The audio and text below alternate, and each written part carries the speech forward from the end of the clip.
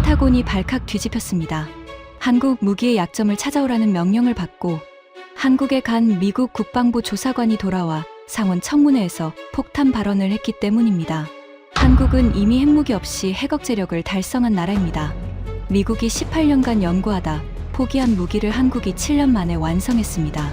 약점을 찾으러 갔던 사람이 강점에 무릎을 꿇은 충격적인 전말을 지금 공개합니다. 시작하기 전 구독과 좋아요, 그리고 대한민국 파이팅 댓글로 한국을 응원해주세요. 안녕하세요. 저는 제임스 카터 헤이워드라고 합니다. 미합 중국 국방부 동아시아 전략평가국에서 부국장으로 근무하고 있어요. 웨스트포인트를 졸업하고 이라크와 아프가니스탄에서 실전을 경험했으며 퇴역 후에는 펜타곤에서 30년간 동아시아 군사 전략을 분석해 온 사람입니다. 제가 이 이야기를 시작하려는 이유는 단 하나예요. 지난 수십 년간 제가 얼마나 오만했는지, 그리고 한국이라는 나라를 얼마나 잘못 판단하고 있었는지를 여러분께 솔직하게 고백하기 위해서입니다. 모든 것은 어느 월요일 아침에 시작되었습니다. 펜타곤 지하 2층에 위치한 특별 브리핑룸에 긴급 소집이 걸렸어요.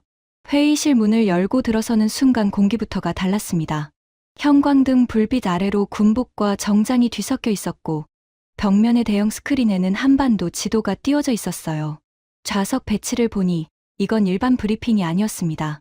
상원 군사위원회 소속 의원이 직접 와 있었거든요. 랜돌프 맥케인 상원의원이었습니다. 이 사람의 이름을 들으면 펜타곤에서는 누구나 긴장해요. 로키드 마틴과 레이시온 같은 미국 방산 대기업들의 이해관계를 대변하는 매파 중의 매파였거든요. 하원에서 상원으로 올라오기 전에는 아예 방산 로비스트로 일했던 사람이에요.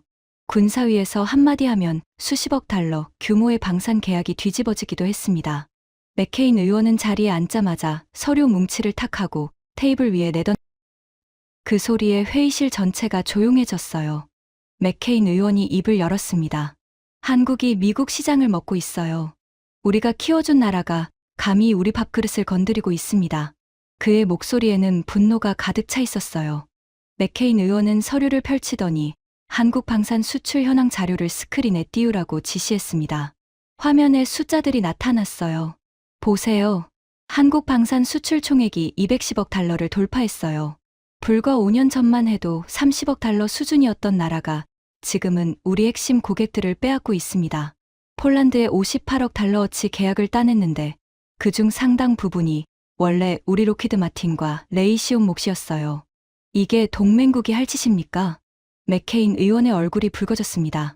그는 의자에서 반쯤 일어나더니 테이블을 손바닥으로 내리쳤어요. 한국한테 기술을 줄 바에 차라리 일본한테 줬어야 해요. 일본은 최소한 우리 무기를 사면서 자기들 걸 만들지 한국처럼 뒤통수를 치지는 않거든요. 저는 그 말을 들으면서 속으로 고개를 끄덕이고 있었습니다. 솔직히 말하면 맥케인 의원의 말에 상당 부분 동의했거든요. 한국 방산은 원래 미국 기술의 라이선스 생산에서 출발한 거예요. F-16 전투기를 조립 생산하면서 배운 기술이고 패트리어트 미사일 운용 노하우도 우리가 가르쳐 준 겁니다. 그런 나라가 독자 무기를 만들어서 우리 고객을 빼앗간다니 배은망덕하다는 생각이 드는 건 당연했어요.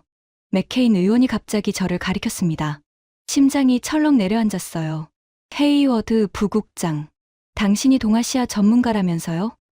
한국 방산 실태를 직접 조사하고 와요. 한국이 독자적으로 만들었다는 무기들 있잖아요. 그거 약점을 찾아서 보고서로 올려요. 의회에서 써먹을 수 있게 확실한 걸로요. 저는 자리에서 일어나 대답했습니다. 알겠습니다. 의원님. 하지만 맥케인 의원은 거기서 끝내지 않았어요.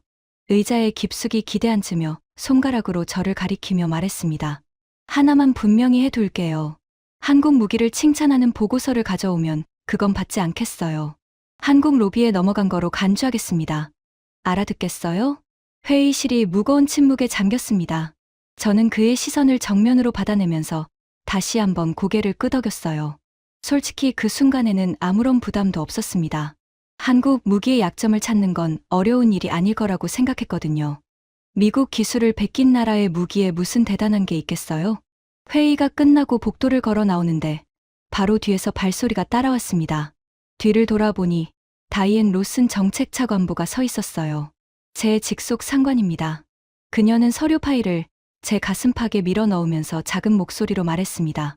제임스 맥케인 의원이 원하는 게 뭔지 잘 알죠. 한국이 만든 천무라는 다연장 로켓이 있어요. 집속탄 논란이 있는 무기예요. 국제인도주의법 위반 소지가 있다는 각도로 파고들면 가장 깔끔하겠죠.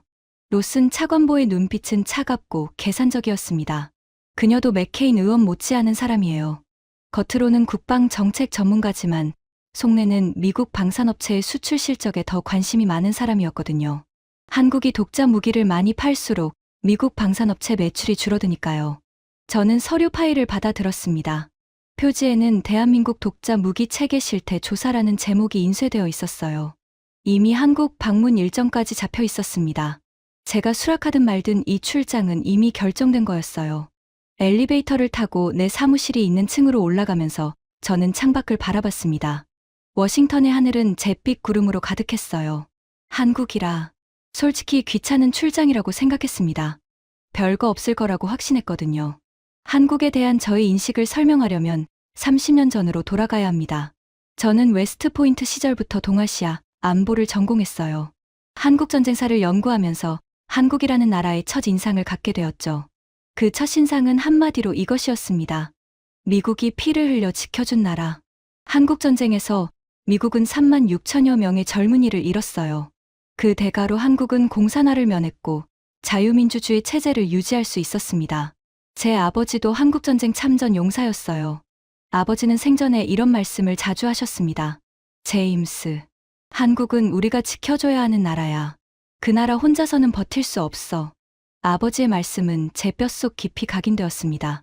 그래서 저는 한국을 볼 때마다 항상 같은 렌즈를 썼어요. 미국의 보호를 받아야만 존재할 수 있는 나라. 미국 없이는 72시간도 버틸 수 없는 나라. 그것이 저희 확고한 신념이었습니다. 이런 인식은 펜타곤에서도 공유되는 것이었어요. 한국 관련 회의에서 가장 자주 나오는 표현이 있었습니다. 클라이언트 스테이트. 직역하면 고객 국가라는 뜻인데 미국의 안보 우산 아래에서 보호를 받는 대가로 미국 무기를 구매하고 미국의 전략적 이익에 따라 움직이는 종속적 동맹국을 가리키는 말이에요. 실제로 한국군의 핵심 전력 대부분이 미국산이었습니다. F-35 스텔스 전투기 60대를 도입했고 패트리어트 방공 시스템을 운용하고 있었으며 이지스 구축함에 탑재된 전투 체계도 미국 록히드 마틴의 기술이었어요. 한국이 가진 것 중에 미국 손을 거치지 않은 게 뭐가 있겠어요? 저는 늘 이렇게 생각했습니다. 하지만 최근 몇 년 사이에 한국 방산 관련 보고서들이 제 책상 위에 점점 더 많이 쌓이기 시작했어요. 처음에는 대수롭지 않게 넘겼습니다. K9 자주포가 에스토니아에 수출되었다는 보고서. 그건 뭐 저가 경쟁으로 따낸 거겠지 하고 넘겼어요. K2 전차가 폴란드에 1,000대 이상 수출 계약을 맺었다는 보고서. 독일 레오파르트가 납기를 못 맞춰서 대안으로 간 거라고 생각했습니다. 그런데 보고서가 갈수록 무시하기 어려운 내용을 담기 시작했어요. 한국이 천무라는 다연장 로켓 시스템을 독자 개발했는데 미국의 HIMARS를 능가하는 성능이라는 분석이 나왔습니다. 한국이 현무라는 탄도 미사일 시즈를 개발했는데 그중 최신형이 핵무기에 버금가는 위력을 갖고 있다는 보고도 올라왔어요. 솔직히 저는 웃었습니다. 코웃음이 나왔어요. 한국이 HIMARS보다 나은 무기를 만들었다고? 한국이 핵무기급 미사일을 만들었다고? 말이 되는 소리를 해야지. 동료인 마이크 설리번에게 이 이야기를 했더니 그도 같은 반응이었어요. 마이크는 지도 위에 한반도를 가리키며 이렇게 말했습니다. 제임스, 한반도가 얼마나 작은지 봐. 캘리포니아보다 작은 나라가 미국을 뛰어넘는 무기를 만든다고? 그건 한국 방산업체의 마케팅 자료를 그대로 베낀 보고서일 거야. 저도 그 말에 전적으로 동의했습니다. 한국 방산의 실체는 결국 미국 기술의 카피캣이라는 것. 라이선스 생산으로 배운 기술을 약간 변형해서 자기들 것처럼 포장한 것에 불과하다는 것. 그것이 펜타곤 내부에 거의 일치된 시각이었어요. 출장 준비를 하면서 저는 한국에 대한 기본 자료들을 다시 한번 훑어봤습니다. 한국 국방과학연구소라는 곳이 있었어요.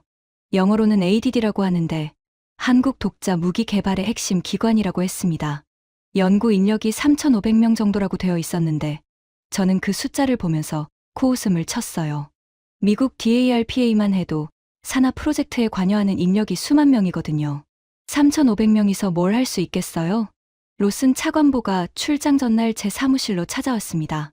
그녀는 문을 닫고 의자에 앉더니 다리를 꼬고 차분한 목소리로 말했어요. 제임스, 이번 출장의 목적을 다시 한번 확인해 둘게요. 한국 무기의 약점을 찾는 겁니다.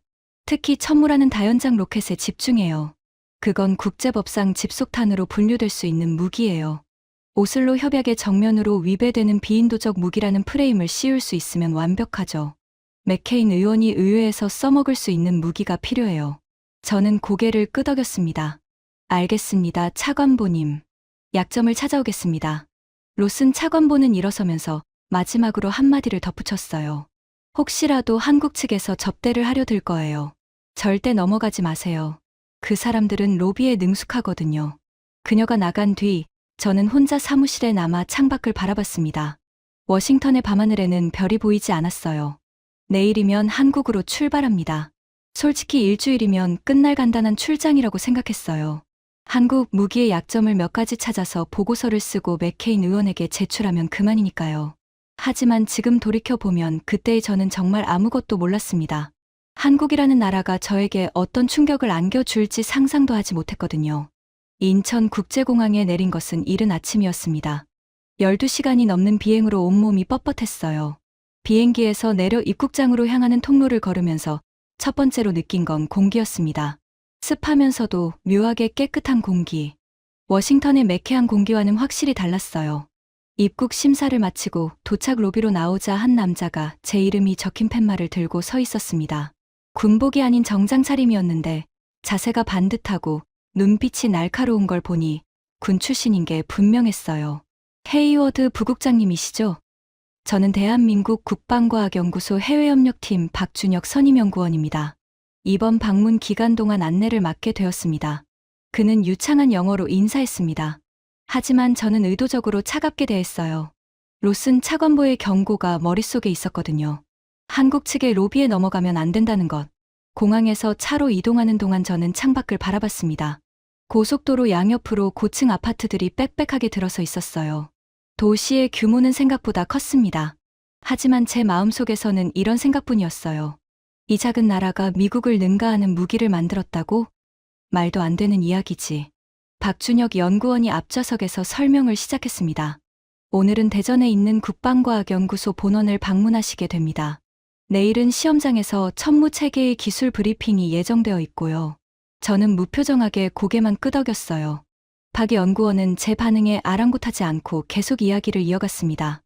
부국장님, 혹시 한국 방산에 대해 어느 정도 알고 계신지 여쭤봐도 될까요? 기본적인 건 알고 있습니다. K9 자주포, K2 전차, 미국 기술 기반으로 발전시킨 무기들이죠. 순간 박 연구원의 어깨가 미세하게 경직되는 게 보였습니다. 그는 잠시 침묵했다가 조심스럽게 입을 열었어요. K9과 K2는 미국 기술 기반이 아닙니다. 독자 설계입니다. 하지만 그 부분은 내일 브리핑에서 자세히 설명드리겠습니다. 저는 속으로 피식 웃었어요. 독자 설계라. 그래봤자 미국 부품이 들어간 건 마찬가지일 텐데. 한국 사람들은 자존심이 세서 뭐든 독자적이라고 우기는 거겠지. 그때까지도 저는 그렇게 생각하고 있었습니다. 대전에 도착해서 국방과학연구소 정문 앞에 섰을 때 저는 첫 번째 당혹감을 느꼈습니다. 정문의 보안 수준이 펜타곤 못지않았거든요. 다중 신원 확인 절차를 거치고 방문증을 발급받는 데만 30분이 넘게 걸렸어요. 무장 경비병들이 곳곳에 배치되어 있었고 CCTV는 사각지대 없이 모든 각도를 커버하고 있었습니다. 연구소 내부로 들어서자 긴 복도가 펼쳐졌어요. 벽면에는 한국이 독자 개발한 무기들의 사진이 시간순으로 전시되어 있었습니다. 1970년대의 투박한 소총부터 시작해서 현재의 KF-21 전투기까지 50년의 역사가 한눈에 들어왔어요. 하지만 저는 그 전시물들을 대충 훑어보면서도 감흥이 없었습니다. 사진 한 장으로 기술력을 판단할 수는 없으니까요. 브리핑룸에 도착하자 이미 여러 명의 한국 측 연구원들이 자리에 앉아 있었어요. 그중 한 명이 일어나서 다가왔습니다. 체격이 건장하고 턱선이 날카로운 남자였어요. 나이는 50대 중반으로 보였습니다. 안녕하십니까. 전략유도무기연구단 단장 이상훈입니다. 천무와 현무 미사일 개발을 총괄하고 있습니다. 오늘 헤이워드 부국장님을 모시게 되어 영광입니다. 이상훈 단장의 악수는 강했어요. 그의 손바닥에서 느껴지는 굳은 살이 인상적이었습니다. 연구실에만 앉아있는 학자의 손이 아니라 현장을 뛰는 사람의 손이었어요. 하지만 저는 그런 디테일에 마음을 뺏기지 않으려고 했습니다. 임무에 집중해야 했으니까요. 이 단장은 저를 자리로 안내하면서 말했어요. 부국장님, 오늘은 간단한 소개만 하고 내일부터 본격적인 기술 브리핑을 시작하겠습니다. 다만 한 가지 부탁드려도 되겠습니까? 저는 고개를 끄덕였습니다. 내일 브리핑에서 보시게 될 내용은 대부분 한국의 국가 기밀에 해당합니다. 미국 동맹국으로서 특별히 공개하는 것이니 그 점 양해해 주시기 바랍니다. 그리고 하나 더, 선입견을 잠시 내려놓고 봐주시면 감사하겠습니다. 선입견이라는 단어에 저는 순간 불쾌함을 느꼈어요. 미국 국방부 30년 경력의 전문가에게 선입견을 내려놓으라고? 건방지다는 생각이 들었습니다.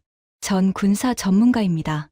이 단장, 선입견 따위로 판단하지 않아요. 사실과 데이터로만 판단합니다. 이 단장은 미소를 지었습니다. 그 미소가 묘했어요.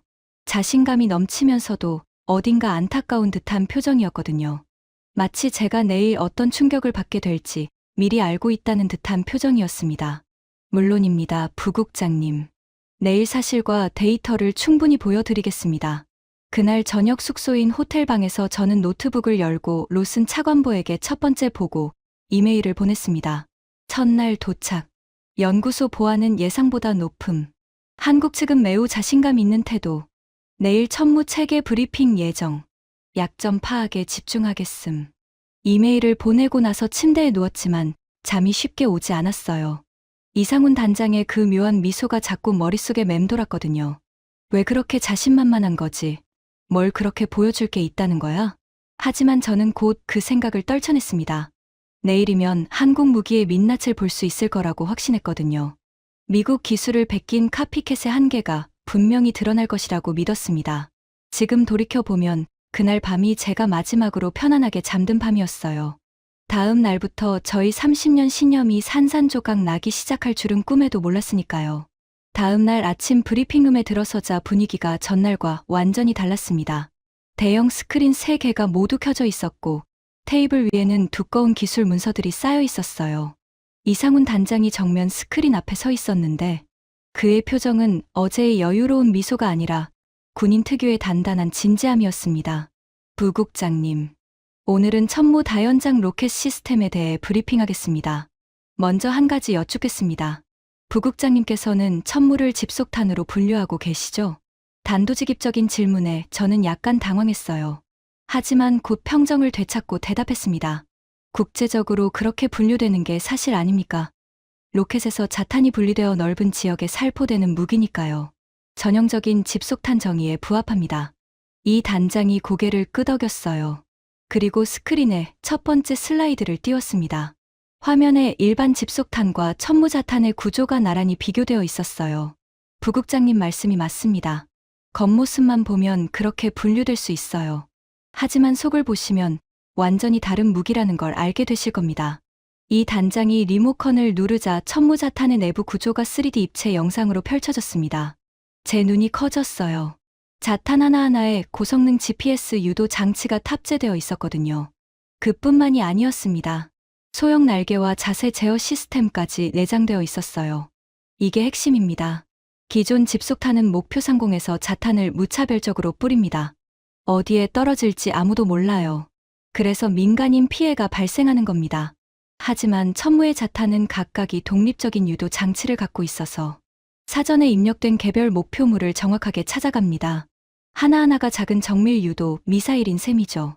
저는 화면을 뚫어져라 바라봤어요. 이건 제가 알고 있던 집속탄과는 완전히 다른 개념이었습니다. 하지만 쉽게 인정할 수는 없었어요. 명중 정확도는 어느 정도입니까? 이 단장이 다음 슬라이드를 띄웠습니다. 화면에 CEP라는 숫자가 크게 나타났어요. 원형 공산 오차, 미사일의 정밀도를 나타내는 지표입니다. CEP 3m 이내입니다. 순간 저는 의자에서 등이 떨어지는 걸 느꼈어요. 3m라고? 기존 집속탄의 CEP는 수백 미터 단위입니다. 그런데 3m? 이건 미국의 최신 정밀 유도 폭탄 수준이에요. 아니, 어떤 면에서는 그보다 더 정확한 겁니다. 이 단장이 제 표정 변화를 놓치지 않았어요. 그리고 한 가지 더 있습니다. 천무의 자탄은 목표물을 타격한 후 반드시 자폭하도록 설계되어 있습니다. 불발탄이 남아서 나중에 민간인에게 피해를 주는 일이 구조적으로 불가능해요. 기존 집속탄의 가장 큰 문제점이 불발탄 위험 아닙니까? 천무는 그 문제를 원천적으로 해결했습니다. 저는 입술을 꽉 다물었어요. 메모를 하는 척하면서 사실 머릿속이 복잡하게 돌아가고 있었습니다. 이건 내가 알고 있던 집속탄이 아니야. 이건 완전히 다른 카테고리의 무기인데. 하지만 인정할 수는 없었어요. 맥케인 의원의 경고가 귓가에 맴돌았거든요. 한국 무기를 칭찬하는 보고서를 가져오면 경력이 끝이라고 했잖아. 저는 일부러 냉정한 목소리를 유지하며 물었습니다. 기술 사양은 인상적이네요. 하지만 실전에서도 그 성능이 나온다는 보장이 있습니까? 시험장 결과와 실전은 다르니까요. 이 단장의 입꼬리가 미세하게 올라갔어요. 좋은 질문이십니다, 부국장님. 마침 내일 실사격 시연이 예정되어 있습니다. 직접 눈으로 확인하시죠. 다음 날 저는 서해안에 위치한 종합시험장으로 이동했습니다. 차에서 내리자 바닷바람이 얼굴을 때렸어요. 짠 냄새가 코끝을 자극했습니다. 시험장은 넓은 해안 평지에 자리 잡고 있었는데 저 멀리 표적 지역이 보였어요. 발사대가 설치된 곳으로 안내받았습니다. 천무 발사 차량이 4대 나란히 서 있었어요. 8륜 장갑차 위에 발사관이 빼곡하게 장착되어 있었는데 생각보다 크고 위압적이었습니다. 미국의 HIMARS는 유견장인데 천무는 발사관 구성이 달랐어요. 다양한 구경의 로켓을 혼합 탑재할 수 있도록 모듈식으로 설계되어 있었습니다. 이 단장이 보호 장구를 건네며 말했어요. 오늘 시연은 축소 규모로 진행됩니다. 천무 한 대가 로켓 한 발을 발사하고 자탄이 분리되어 표적을 타격하는 과정을 직접 보시게 됩니다. 표적 지역은 약 2km 전방입니다. 귀마개를 끼고 관측 벙커에 들어갔어요. 두꺼운 방탄유리 너머로 발사대가 보였습니다. 카운트다운이 시작되었어요. 10점, 9점, 8점, 심장이 빨라지는 걸 느꼈습니다. 3점, 2점, 1점. 발사. 굉음과 함께 로켓이 하늘로 치솟았습니다. 귀마개를 하고 있었는데도 몸 전체가 진동하는 걸 느꼈어요. 가슴팍을 때리는 충격파에 숨이 멎는 것 같았습니다. 로켓은 순식간에 하늘 높이 올라가더니 표적 지역 상공에 도달했어요. 그 순간이었습니다. 로켓에서 수십 개의 작은 점들이 분리되어 나왔어요. 자탄들이었습니다. 하지만 이 자탄들은 무차별적으로 떨어지지 않았어요. 모니터 화면을 통해 보니 각각의 자탄이 마치 살아있는 것처럼 경로를 수정하면서 자기 목표를 찾아가고 있었습니다. 소형 날개를 미세하게 조정하며 하나하나가 정확한 지점을 향해 내려갔어요. 연속적인 폭발음이 들려왔습니다. 탕탕탕탕. 표적 지역 전체에서 동시다발적으로 폭발이 일어났어요. 흙먼지와 연기가 피어올랐고 충격파가 관측 벙커까지 전해져 왔습니다. 불과 수초 만에 모든 것이 끝났어요. 이 단장이 태블릿을 들어 보여주었습니다. 표적 타격 결과가 실시간으로 집계되고 있었어요. 표적 36개 중 35개 직격. 명중률 97.2%입니다. 나머지 한 개도 유효 살상 반경 이내에 착탄했습니다. 그리고 이건 로켓 단 한 발의 결과예요. 저는 태블릿 화면을 바라보면서 손이 미세하게 떨리는 것을 느꼈습니다. 한 발로 이 정도라고? 만약 4대의 천무가 동시에 발사하면 어떻게 되는 거지? 그 질문이 입 밖으로 나오기도 전에 이 단장이 대답했어요. 실전에서는 한 개 포대가 동시에 발사합니다. 그 경우 축구장 12개를 합친 면적을 수분 이내에 완벽하게 제압할 수 있어요. 지역 내의 모든 군사 목표물이 동시에 무력화됩니다. 저는 아무 말도 할 수 없었습니다. 관측 벙커에서 나와 표적 지역을 직접 걸어서 확인했어요. 표적으로 사용된 강철 구조물들이 정확한 지점에서 관통당해 있었습니다. 무차별 살포가 아니라 정밀 타격. 이건 내가 생각했던 집속탄이 아니었어요. 차로 돌아가는 길에 박준혁 연구원이 조심스럽게 물었습니다. 부국장님, 어떠셨습니까? 저는 한참을 망설이다가 대답했어요. 인상적이었습니다. 그 한마디가 전부였지만 제 속마음은 훨씬 더 복잡했어요. 이건 약점이 아니라 강점이잖아.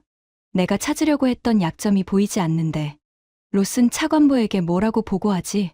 천무 시연의 충격이 가시기도 전에 그 다음 날 더 큰 충격이 기다리고 있었습니다. 현무-4 미사일 브리핑이었어요. 이번에는 이상훈 단장 혼자가 아니라 미사일 추진체, 전문가와 탄두 설계 전문가까지 합류한 풀 브리핑이었습니다. 브리핑룸의 조명이 어두워지고 스크린에 거대한 미사일의 3D 모델이 나타났어요. 일반적인 미사일과는 형태가 확연히 달랐습니다. 탄두 부분이 비정상적으로 크고 무거워 보였어요. 이 단장이 설명을 시작했습니다. 현무-4 탄두 미사일입니다. 탄두 중량 8.5톤, 최고 속도 마하 11 이상, 핵탄두 없이 TNT 1.2킬로톤에 해당하는 파괴력을 갖추고 있습니다. 저는 숫자를 하나하나 메모하면서 손끝이 차가워지는 것을 느꼈어요. 8.5톤이라는 탄두 중량은 일반적인 단거리 탄두, 미사일의 8배가 넘는 무게입니다. 마하 11이면 음속의 11배. 이건 현재 운용 중인 어떤 재래식 미사일보다 빠른 속도예요. 이 단장이 계속했습니다. 부국장님도 신의 지팡이라는 개념을 알고 계시죠? 물론이죠. 미국이 연구했던 무기 개념입니다. 우주에서 텅스텐 막대를 떨어뜨려 운동 에너지만으로 파괴하는 것이었는데 비용 문제로 포기했습니다. 맞습니다. 미국은 18년간 연구 끝에 가성비 문제로 포기했어요. 텅스텐을 우주로 쏘아 올리는 비용이 천문학적이었거든요. 하지만 한국은 다른 접근을 했습니다. 스크린에 현무-4의 비행 궤적이 나타났어요. 일반 미사일처럼 45도 각도로 발사하는 게 아니라 거의 수직으로 높이 쏘아 올린 후 최대한의 고도에서 마하 11 이상의 속도로 낙하시키는 궤적이었습니다. 우주로 텅스텐을 올리는 대신 미사일을 고각으로 발사해서 최대한 높이 올린 겁니다. 운동 에너지는 질량 곱하기 속도의 제곱에 비례하죠. 탄두를 8.5톤으로 무겁게 만들고 마하 11 이상의 속도로 떨어뜨리면 핵무기에 버금가는 파괴력이 나옵니다. 미국이 포기한 개념을 한국이 실용적으로 구현한 거예요. 저는 의자 등받이를 꽉 움켜쥐었어요. 손바닥에 땀이 차는 게 느껴졌습니다. 이 단장의 설명은 물리학적으로 완벽하게 맞는 이야기였거든요. 운동에너지 공식은 거짓말을 할 수 없습니다. 질량과 속도의 제곱, 8.5톤의 탄두가 마하 11로 떨어지면 그 에너지는 정말로 전술핵 수준이 됩니다. 이 단장이 다음 슬라이드를 띄웠어요. 지하 관통 능력에 대한 분석이었습니다. 현무-4는 강화 콘크리트 20m 이상을 관통합니다. 일반 집안은 180m 깊이까지 파고들 수 있어요. 이것은 북한이 수십 년간 구축한 6,800개 이상의 지하 벙커를 파괴할 수 있는 능력을 의미합니다. 제 등줄기로 식은땀이 흘러내렸습니다. 6,800개의 지하 벙커. 북한이 전 국토를 요새화하면서 만든 지하 시설들. 미국도 이것들을 파괴할 확실한 수단이 없어서 고민해왔던 문제예요. 그런데 한국이 그 해결책을 이미 갖고 있다는 겁니까? 저는 떨리는 목소리를 억누르며 물었습니다. 이 미사일의 개발 기간은 얼마나 됩니까? 7년입니다. 미국이 18년 연구하고 포기한 개념을 한국이 7년 만에 실현했다. 이 사실이 저를 가장 크게 흔들었어요. 예산이나 인력이 미국의 수십 분의 1밖에 안 되는 나라가 어떻게 이런 결과를 낸 거지? 카피캣이라고? 이건 카피가 아니야. 미국이 못한 걸 해낸 거잖아. 브리핑이 끝나고 복도로 나왔을 때 제 다리가 약간 후들거리는 것을 느꼈습니다. 박준혁 연구원이 다가와서 물었어요. 부국장님 괜찮으세요? 안색이 좀 안 좋아 보이시는데요. 괜찮습니다. 좀 피곤해서 그래요. 거짓말이었어요. 피곤한 게 아니라 충격을 받은 거였습니다. 내가 30년간 믿어왔던 것들이 흔들리기 시작한 거였어요. 현무-4 브리핑의 충격이 채 가시기도 전에 그 다음 날 저는 더 큰 충격을 마주하게 되었습니다. 한미연합 워게임 시뮬레이션을 참관할 기회가 주어진 거예요. 시뮬레이션 센터는 지하 깊은 곳에 있었습니다. 엘리베이터 문이 열리자 거대한 작전실이 펼쳐졌어요. 벽면 전체를 덮은 대형 스크린들과 수십 개의 워크스테이션. 한국군과 미군 장교들이 각자의 자리에서 데이터를 분석하고 있었습니다. 공기 자체가 팽팽한 긴장감으로 가득했어요. 미군 측 참관단에는 장성급 장교 14명이 포함되어 있었습니다. 저는 그들 옆에 자리를 잡았어요. 이 단장이 시나리오를 설명했습니다. 오늘 시뮬레이션은 최악의 상황을 가정합니다. 어느 날 새벽 북한이 휴전선 일대에 배치된 장사정포 5,800여 문을 동원해 서울을 포함한 수도권에 기습 포격을 감행합니다. 서울 수도권 인구 2,600만 명이 직접적인 위험에 놓이는 상황이에요. 스크린에 한반도 지도가 나타났습니다. 휴전선 너머 북쪽에 붉은 점들이 빼곡하게 표시되었어요. 5,800여 개의 점이었습니다. 서울과의 거리는 불과 수십 킬로미터. 포탄이 서울에 도달하는데 걸리는 시간은 37초라고 했어요. 저는 그 숫자를 듣는 순간 온몸에 소름이 돋았습니다. 37초. 대피할 시간도 없는 거예요. 시뮬레이션이 시작되었습니다. 스크린에서 북한의 장사정포가 일제히 불을 뿜기 시작했어요. 수천 개의 포탄 궤적이 서울을 향해 쏟아져 내렸습니다. 화면 속 서울 북부 지역이 순식간에 붉게 물들었어요. 피해 추정치가 실시간으로 올라갔습니다. 옆에 앉은 미군 대령의 얼굴이 하얗게 질렸어요. 하지만 이 단장이 손을 들었습니다. 여기서 한국 독자 전력만으로 대응하는 시나리오를 실행하겠습니다. 미군 지원은 제외합니다. 미군 장성들 사이에서 웅성거림이 일었어요. 미군 지원 없이 한국군만으로. 스크린에 새로운 화면이 떴습니다. 한국 전역에 배치된 천무 발사대와 현무 미사일 기지가 파란색 점으로 표시되었어요. 명령이 떨어지자 파란색 점들에서 동시에 로켓과 미사일이 발사되기 시작했습니다. 천무 로켓들이 북한 장사정포 진지상공에 도달했어요. 자탄이 분리되면서 수천 개의 파란 점이 붉은 점들을 향해 쏟아져 내렸습니다. 동시에 현무 미사일들이 북한의 지하 지휘 벙커와 탄약고를 정확히 타격했어요. 스크린에서 붉은 점들이 하나씩 사라지기 시작했습니다. 처음에는 천천히, 그러다가 점점 빨라졌어요. 마치 불이 꺼지듯이 붉은 점들이 급속도로 소멸해 갔습니다. 작전실이 숨을 죽이고 스크린을 주시하고 있었어요. 시간 카운터가 돌아갔습니다. 1분, 3분, 5분. 붉은 점들의 소멸 속도가 더 빨라졌어요. 7분, 그리고 8분이 되었을 때 이 단장이 결과를 발표했습니다. 발사 후 8분 경과, 북한 장사정포 5,800여 문 중 92% 무력화, 서울 수도권 추가 피해 차단 완료. 작전실 전체가 정적에 휩싸였습니다.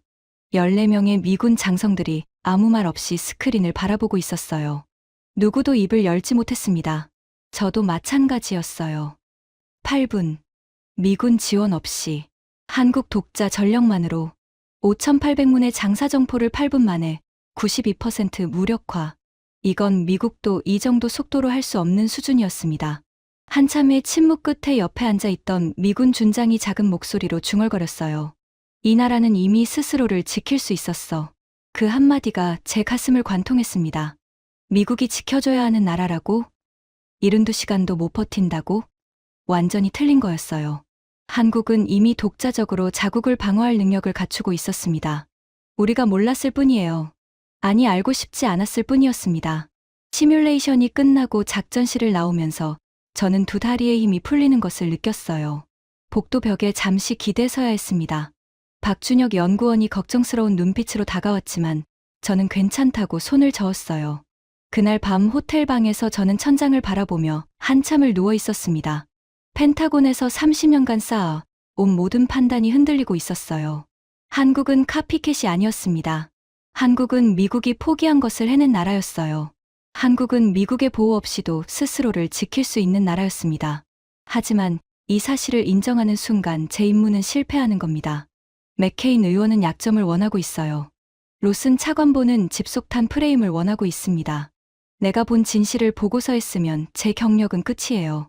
저는 노트북을 열었다 닫았다를 반복했습니다. 진실을 쓸 것인가, 거짓을 쓸 것인가. 그날 밤 저는 한숨도 잠을 잘 수 없었어요. 한국에서의 일정이 끝나고 워싱턴으로 돌아왔습니다. 인천공항에서 비행기를 타면서 뒤돌아본 서울의 야경이 유난히 밝게 빛나고 있었어요. 저 불빛 아래 2,600만 명의 사람들이 살고 있습니다. 그들의 머리 위로 37초 만에 포탄이 날아올 수 있는 현실. 하지만 천무와 현무가 그 포탄을 8분 만에 멈출 수 있다는 사실. 그 두 가지가 제 머릿속에서 충돌하고 있었어요. 펜타곤에 복귀하자마자 로슨 차관보가 제 사무실로 찾아왔습니다. 문을 열고 들어오더니 의자에 앉기도 전에 입을 열었어요. 보고서는 다 됐어요? 초안을 작성 중입니다. 천무의 집속탄 논란은 확인했죠? 오슬로 협약 위반 소지가 있다는 내용이 핵심이에요. 그것만 확실하게 들어가면 됩니다. 저는 잠시 망설였어요. 그리고 조심스럽게 입을 열었습니다.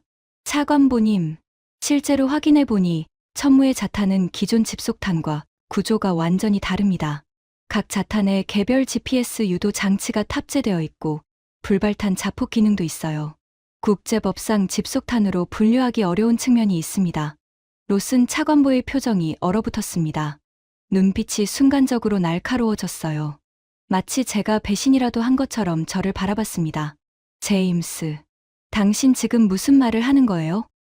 그게 기술적으로 맞든 틀리든 우리한테는 중요하지 않아요. 맥케인 의원이 원하는 건 한국 무기를 압박할 근거예요. 기술적 진실이 중요한 게 아니라 정치적으로 써먹을 수 있는 프레임이 중요한 거예요. 저는 속이 뒤틀리는 것을 느꼈어요.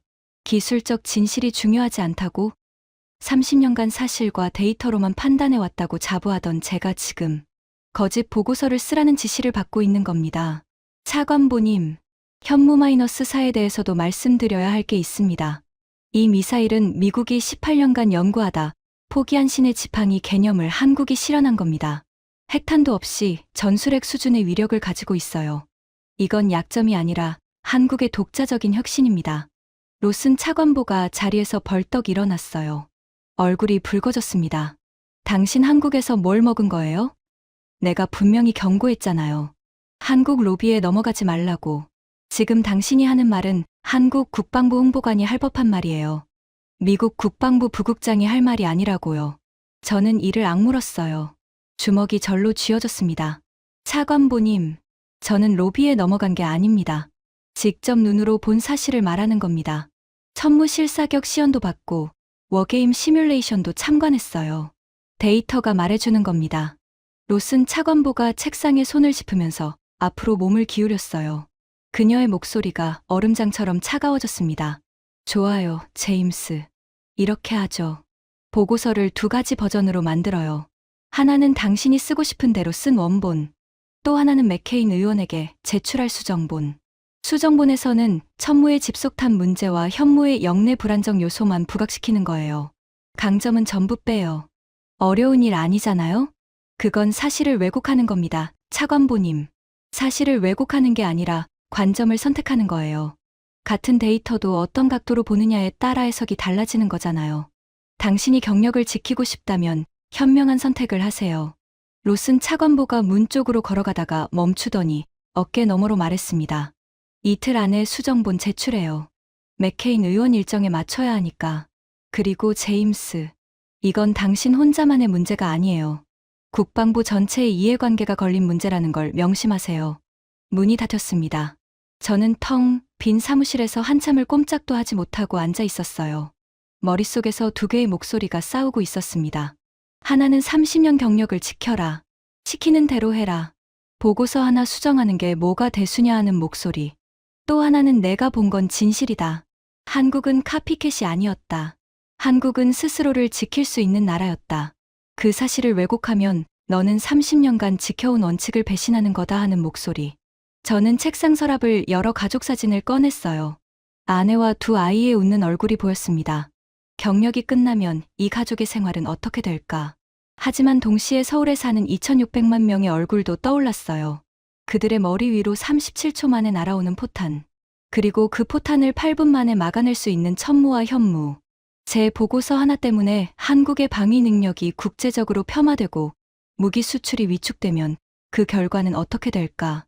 한국이 스스로를 지킬 수 있는 능력이 약해지면 그건 결국 2,600만 명의 안전 문제가 되는 거잖아.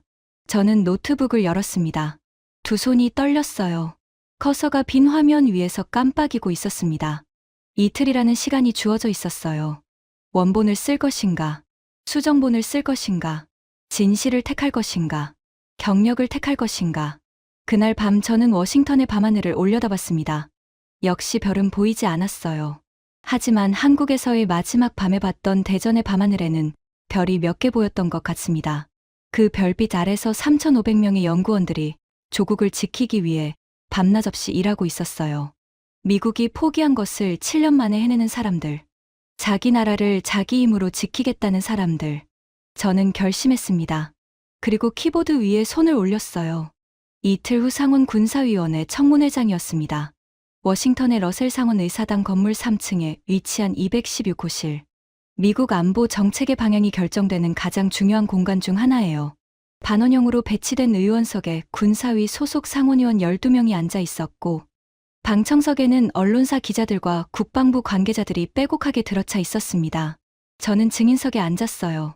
테이블 위에 마이크가 놓여 있었고 그 옆에 제가 작성한 보고서가 있었습니다.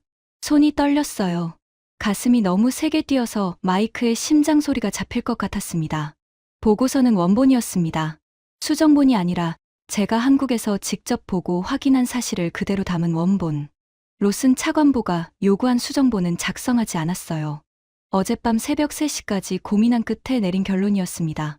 30년 경력을 걸고 진실을 선택한 거예요. 맥케인 의원이 정면에 앉아 있었습니다. 그의 표정을 보니 아직 보고서 내용을 모르는 것 같았어요.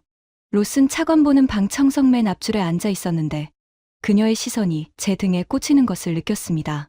위원장이 개회를 선언했어요. 헤이워드 부국장, 대한민국 독자 무기 체계 실태 조사 결과를 보고해 주십시오. 저는 물을 한 모금 마시고 마이크 앞으로 몸을 기울였습니다. 목소리가 떨리지 않도록 의식적으로 천천히 말했어요. 위원장님, 그리고 위원님들. 저는 지난주 대한민국을 방문하여 한국 독자 무기 체계의 실태를 직접 조사했습니다. 결론부터 말씀드리겠습니다. 청문회장이 조용해졌어요. 모든 시선이 저에게 집중되었습니다. 한국의 독자 무기는 약점이 아니라 강점이었습니다. 그리고 일부 영역에서는 미국을 능가하고 있었습니다. 순간 청문회장이 술렁였어요.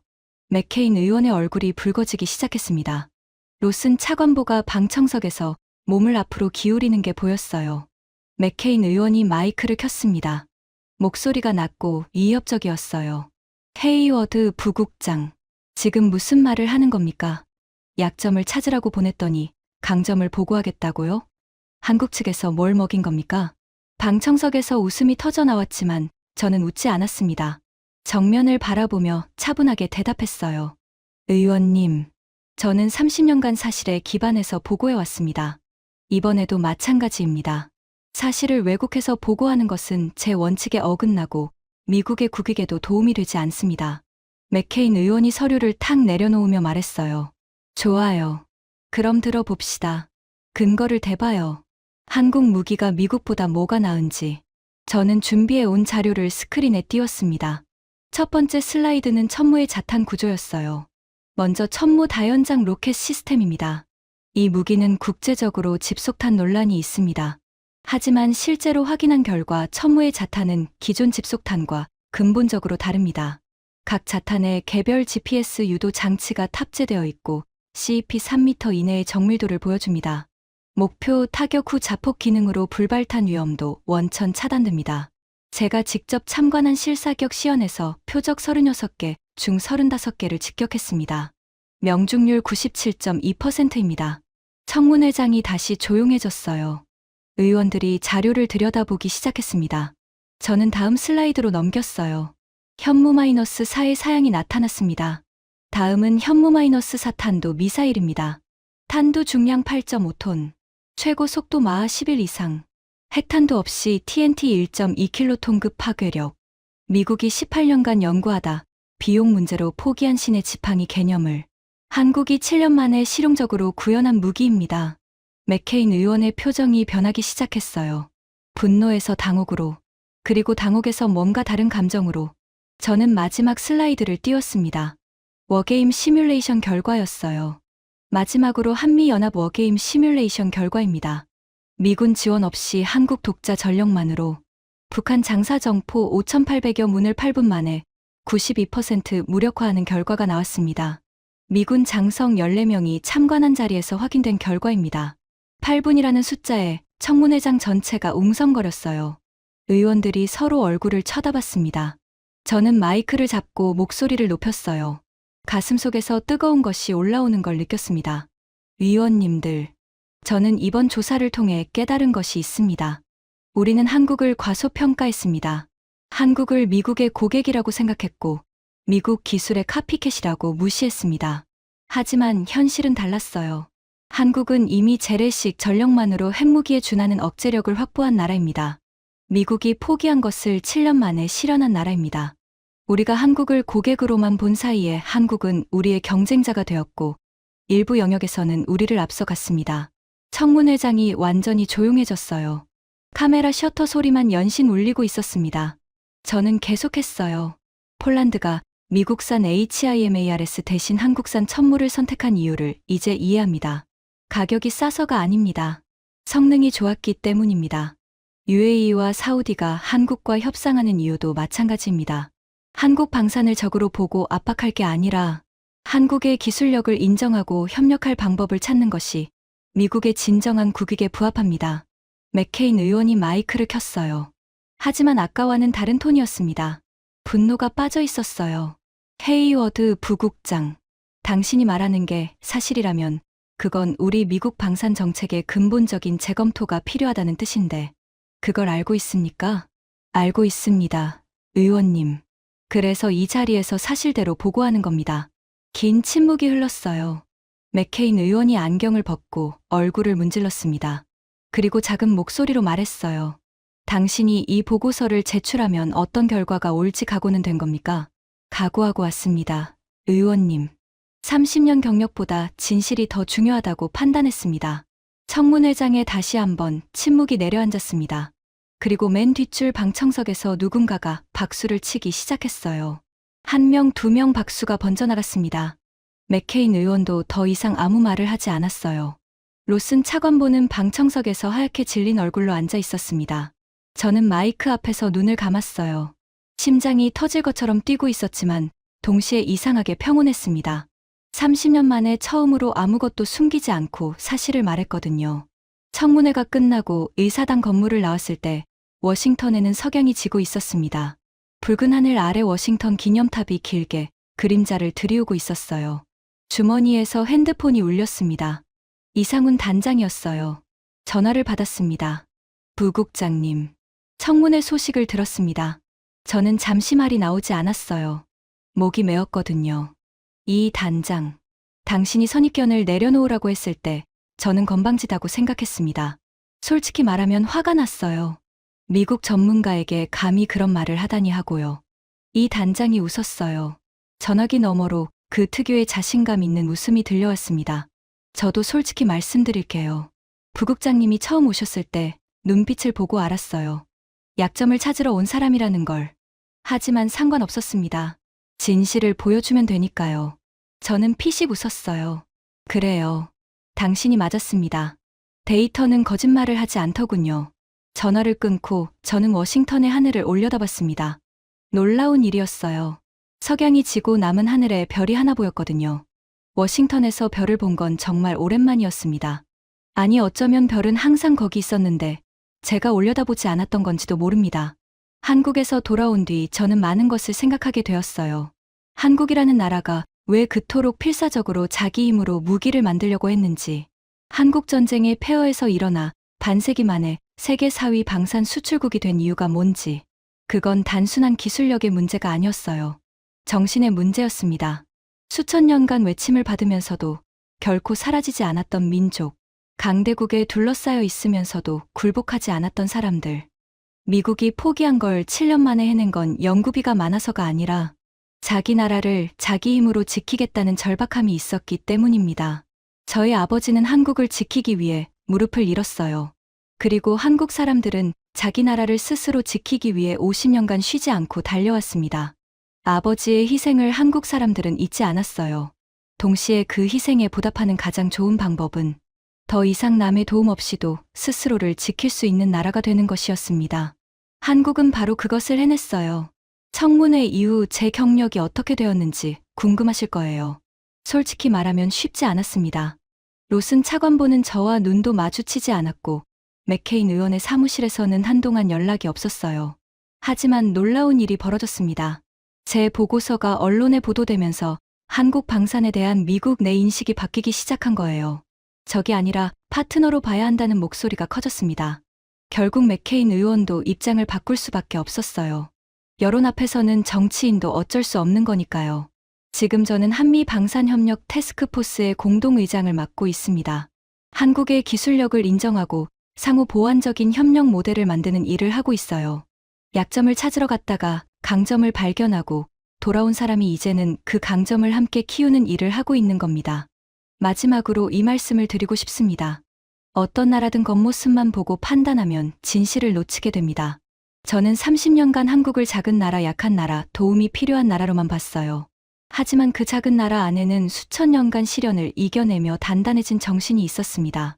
포기라는 단어를 모르는 사람들이 있었어요. 미국이 18년 걸려도 못한 것을 7년 만에 해내는 그런 사람들이요.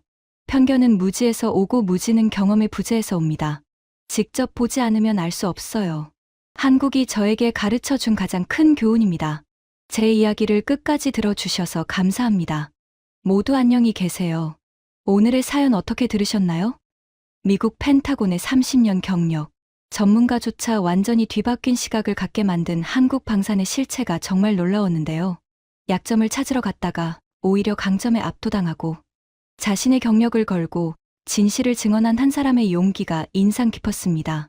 무엇보다 미국이 18년간 포기한 것을 한국이 7년 만에 해냈다는 사실이 가슴을 뜨겁게 만들었어요.